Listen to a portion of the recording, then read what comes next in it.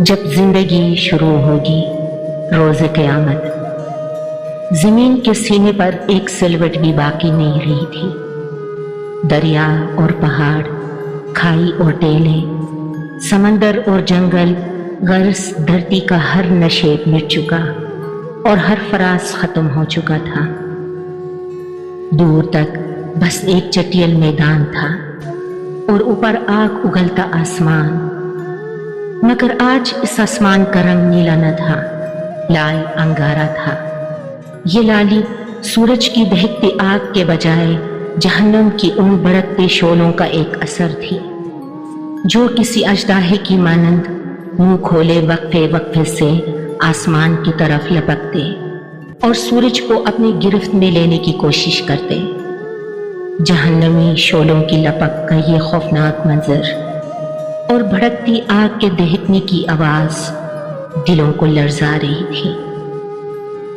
لرزتے ہوئے یہ دل مجرموں کے دل تھے، یہ غافلوں، متکبروں، ظالموں، قاتلوں اور سرکشوں کے دل تھے، یہ زمین کے فرعونوں اور جباروں کے دل تھے، یہ اپنے دور کے خداؤں اور زمانے کے ناخداؤں کے دل تھے۔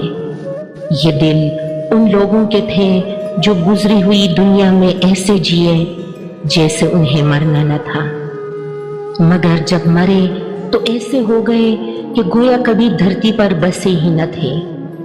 یہ خدا کی بادشاہی میں خدا کو نظر انداز کر کے جینے والوں کے دل تھے، یہ مخلوق خدا پر اپنی خدائی قائم کرنے والوں کے دل تھے، یہ انسانوں کے درد اور خدا کی یاد سے خالی دل تھے۔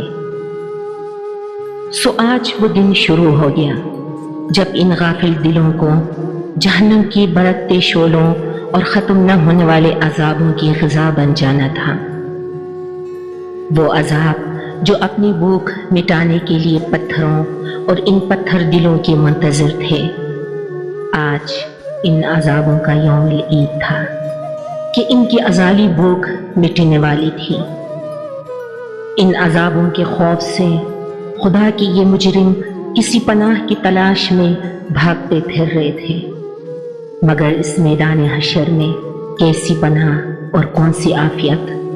ہر جگہ آفت، مصیبت اور سختی تھی، اور ان پتھر دل مجرموں کی ختم نہ ہونے والی بدبختی تھی۔